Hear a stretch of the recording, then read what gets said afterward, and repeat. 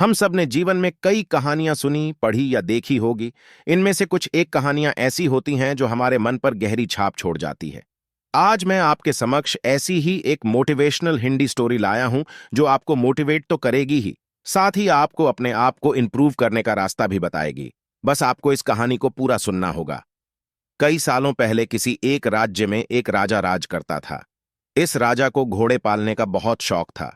इस राजा के पास वैसे तो कई सारे घोड़े थे, लेकिन इसके पास 4 ऐसे जंगली घोड़े थे जो इस राजा को काफी पसंद थे। राजा ने इन घोड़ों को ट्रेन करने के लिए कई ट्रेनरों को बुलाया, मगर कोई भी इन घोड़ों को अच्छे से ट्रेन नहीं कर पाया। जब भी कोई इन पर बैठने की कोशिश करता तो यह उसे तुरंत अपनी पीठ से फेंक देते या उसे लात मार देते।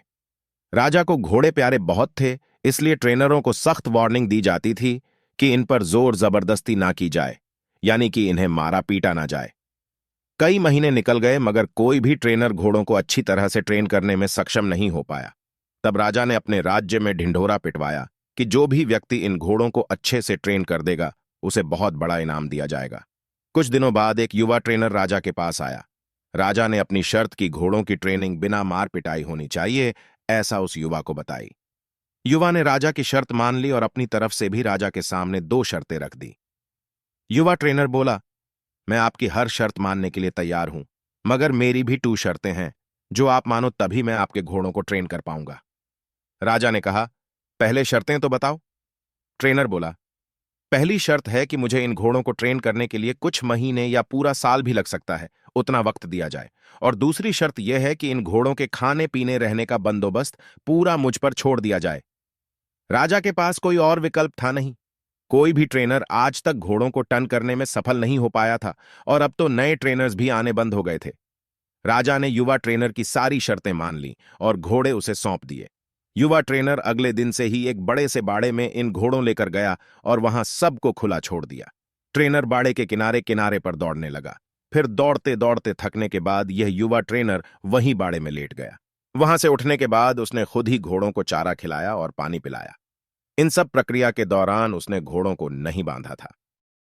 अगले दिन भी ट्रेनर ने वही सारा काम दोहराया जो उसने पहले दिन किया था।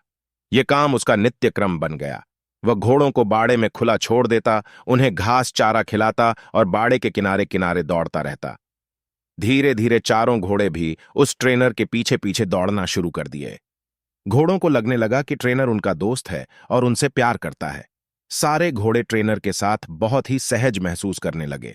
कुछ महीने बीतने के बाद वन दिन राजा अपने घोड़ों की खबर लेने के लिए और यह देखने के लिए कि ट्रेनिंग कैसी चल रही है, बाड़े में आया। राजा ये देखकर खुश हो गया कि सारे घोड़े ट्रेनर के पीछे पीछे दौड़ रहे थे।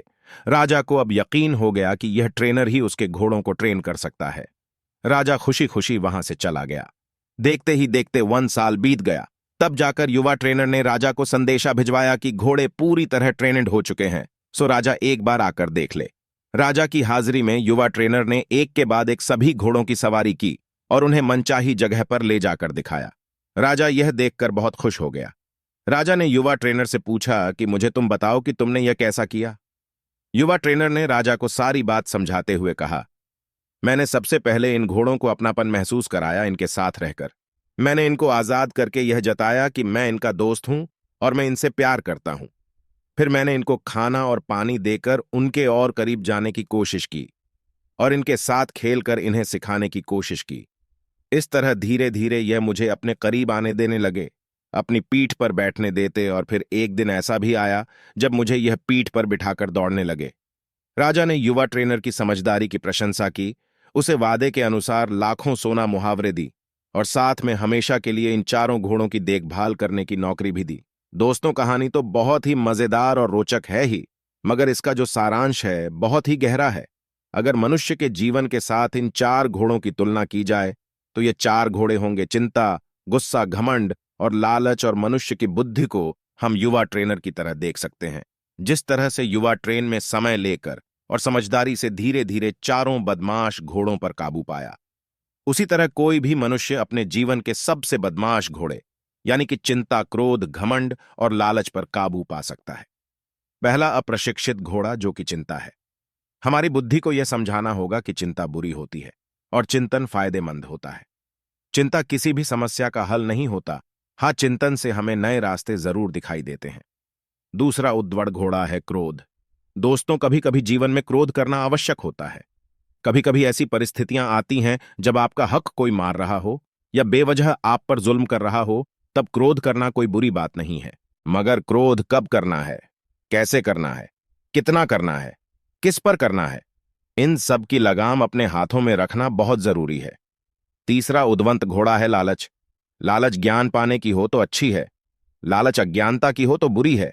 लालच धन मेहनत से प्राप्त करने की हो तो अच्छी, लालच बिना मेहनत के गलत तरीके से धन प्राप्त करने की हो तो बुरी। चौथा और आखिरी उद्वंड घोड़ा है घमंड। मैं यह काम कर सकता हूं, इसे गर्व कहेंगे, और सिर्फ मैं ही इस काम को कर सकता हूं, यह घमंड होता है। बस यही सारे फर्क बुद्धि रूपी ट्रेनर से इन उद्वड़ घोड़ों को समझाना होगा। फिर आपके यह चारों बदमाश घोड़े भी देखिए कैसे कंट्रोल में आते हैं।